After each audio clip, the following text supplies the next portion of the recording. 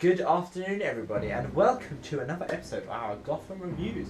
Now, I believe this is episode 10, which means that we are almost halfway through the series. Woo! It's very exciting, Gotham, as usual, but just a quick spoiler alert before we begin, because we are going to be spoiling last night's episode of Gotham, plus possibly backwards into Season 2. So, strap in for the wild ride that is Gotham, and enjoy the episode.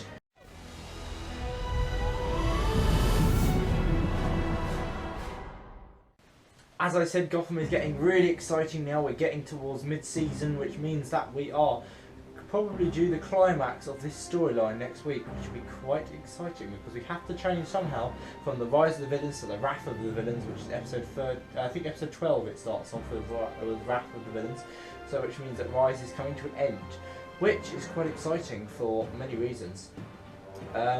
Let's just move on to this week's review for now. So the title then of this week's episode was The Son of Gotham.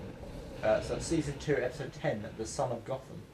Now, the title itself was kind of in reference to the final person that Galavan needed to kill in order to complete his plan, but I must admit I am a little bit confused with The Son of Gotham because I can't really work out whether it's Jim Gordon or Bruce Wayne, and my subconscious is leaning towards the latter, but it seemed to me that Galavan was very intent to kill Gordon, and considering he wanted to work with him earlier in the season, I think it means that he's finally decided that Gordon's a dangerous person that he needs to get out of the way once and for all.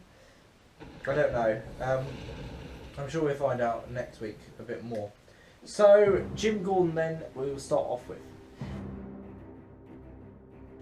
Now, it might just be me or whether everyone else is feeling this way as well, but I feel like he's trying to be too much of a hero. I think it was great that he found out about the Order of St. Dumas and what they were doing in Gotham. However, I feel like he's slipping away from Leslie now because he's trying to be too much of a hero. He had some fantastic fight scenes, particularly the fight scene in the massage parlour I thought was really good, and his fight with Galavan was exciting. I'm not sure what he'll do now. I'm kind of debating in my head whether he'll work with Penguin or not to bring down Galavan once and for all.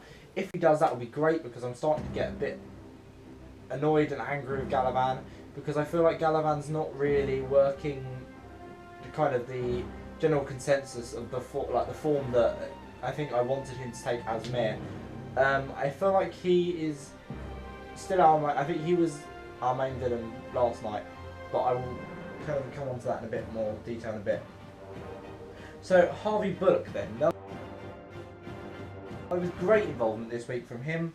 He had some very funny one-liners, and I just love seeing more of him. I think it's brilliant that he's got more of a role. I think that it's brilliant that he has a lot more to do in Gotham itself. The fact that he is, I think, it made me laugh that he was really annoyed that Captain Barnes came back so soon after getting stabbed, which was funny because he was like, oh, he couldn't even allow us a week piece. Which leads me on to Captain Nathaniel Barnes. So obviously he was in it less last night, which is understandable because he was stabbed last week by, was it Flamingo? I think so, Flamingo, or one of Flamingo's men at least. And I think it was funny that he was angry at Gordon for not obeying his orders when it was kind of clear that that was what Gordon was going to do anyway, because Gordon doesn't want to let the Galavan case drop, which is understandable because he's so involved in it now, and I think the fact that he does subconsciously still a little bit have feelings and care for Barbara, and the fact that Galavan has driven her to the point where she's at now in hospital and we don't know what's happened to her. I think Galavan is starting to get to Gordon a lot more than he should, or he should allow him to, should I say. Leslie Tompkins then. Now she's starting to get suspicious of Nigma, which is extremely interesting because I think it's good that we've got a contrast between her now. Because she's now becoming more of a police officer. Obviously she works with the GCPD as their ME, their medical examiner, but it's quite interesting to see her almost doing a bit of detective work of her own in terms of what happened to Miss Kringle. And I think the fact that she's worried that Jim is slipping through her fingers a bit, it's quite sad to see her have that, and I think she's realising that Jim isn't the same person anymore that she fell in love with back in season 1. Back when they first met in Arkham. So on to Bruce and Alfred. Now, I thought Bruce was amazing this week. It's probably the best episode he's had of the whole 2 seasons so far. Tricking Silver into revealing the name of his parents' killer was brilliant. Whether or not Bruce actually believes Silver, I'm still a little bit sceptical. I think he wants to believe that she is telling the truth, but I'm a little bit worried because I don't like Silver, and I'm hoping this is the last we see of her. The fact that he admitted his love for Selena was lovely. I think that was just such a lovely scene that they did, and the way it was written, it was beautifully written. I just felt it was so lovely. I was just like, oh, I was like choking up a bit because it was just really nice. And I really hope we get to see more from them two working together. But I am also worried about what Galavan's going to do to Bruce now that Galavan has turned up at Wayne Manor.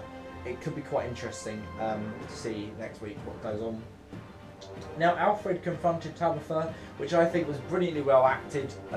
Both of them are incredible actors, both Jessica Lucas, who plays Tabitha, and Sean Pertwee, who plays Alfred Pennyworth.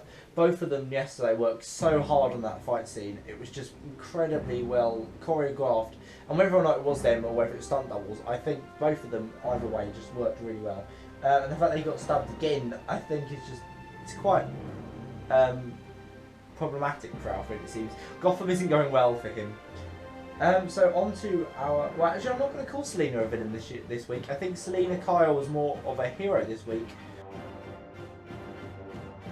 Because she helped Bruce again, which I thought was really lovely. And I think I definitely can see a great friendship there, if not a relationship. But I really hope we do see this develop into a relationship, because I really love them two together. They're so cute together. But I think she doesn't really want to go any further than a friendship, so it's a little bit upsetting for Bruce. Now on to Penguin.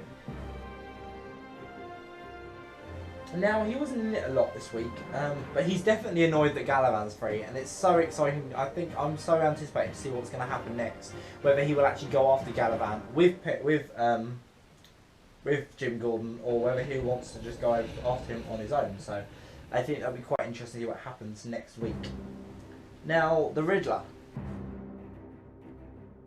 Now, the Riddler is getting paranoid that Leslie knows what's happening with Kringle, and I think, or Kristen Kringle, and I think he's already finding working with Penguin a bit of a struggle.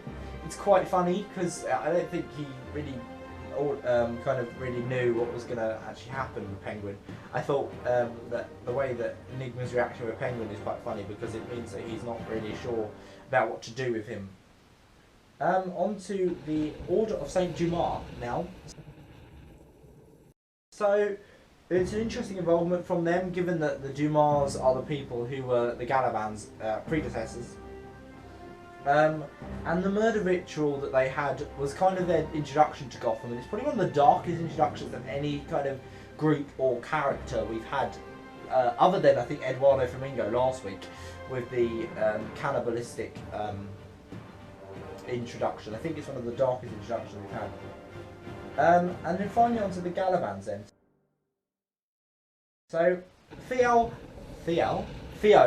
somehow orchestrated his release from prison by getting Mayor James or ex-Mayor James, now Mr. James, to lie about Penguin kidnapping him instead of Galavan. And then the fact that he tied Jim up and then fought him before heading to Wayne Manor was disgraceful but exciting. There's something about the villains' plans that I just love. I think they're so well orchestrated and so well planned this season that they're actually working for a change, as opposed to failing like last season's villain. And I think Tabitha's fight with Alfred was brilliant. So, just before the conclusion then, the absence of Barbara, Butch, Zaz and Lucius Fox is pretty noticeable now, especially Fox. But I think the fact that Harvey Dent was in it a bit last night kind of made up for that, because I really like Harvey Dent. He's not really been in it a lot, but the scenes that he is in are enjoyable to watch, because I think he's quite a good actor, Nicholas D'Agosto. I think he plays Harvey Dent quite well. So in conclusion then, it was an interesting episode with blood-pumping action at times. I was so on the edge of my seat at some points. I'd love to find out what happens right now, but I'm going to torture myself a bit and kind of wait until next week, because I feel like that's what I should do, so that I don't give the game away to you lot I know some of my friends have watched it, so please do not post spoilers in the comments if you know what happens next, because I don't want to find out at all. I'm so excited to find out what happens next week though. So my overall rating this week is an 8 out of 10 because I feel like it was a little bit of a step down, as they did cram quite a lot into this episode that felt a little bit rushed at times. I don't know, I just felt that there were some scenes that were slower and they were better, they were well acted a lot more than kind of some other scenes that were a little bit rushed. And it was a lot, it scarred me a little bit. I don't know, there were some scenes that just didn't really go well for me. I just didn't really like them as much as I should have done. I feel like there were some scenes that like the torture scene with Bruce and Silver, I felt I should have enjoyed it a lot more, but I just found myself being quite horrified, and Bruce was such a good actor, like the character was such a good actor to make Silver trick Silver. But I just think it was a very interesting episode overall. So yeah, it's an 8 out of 10 for this week's episode. So that brings me to the end of my Gotham review for this week. Next week, as I said, we'll be halfway through the season. So I may do a midway video. So I might do a mid-season video just to kind of do my top 5 moments from the past 11 episodes, and also my top 5 character moments from the past 11 episodes, and another top 5, but I don't know what else to do. But it will all be in one video, from mid-season video. And then when we get to the end of the season, I will do my top 10 from the previous season, so from season 2.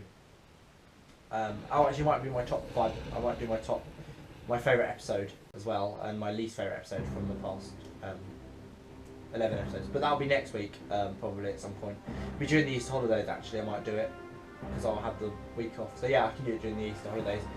So yeah, I hope you enjoyed this video, guys. Please give it a thumbs up if you did. Please subscribe and go check out my other Gotham videos. Also my top 5 videos, which I'm hopefully going to be able to do another one. Maybe tomorrow or maybe Thursday afternoon. I don't know, maybe tomorrow, because I've got a Sharp's drama exam that I need to go to. I'm going to tomorrow, exciting. So yeah, hopefully guys, you've enjoyed this video, and yeah, please like and subscribe. See you later, guys. Bye!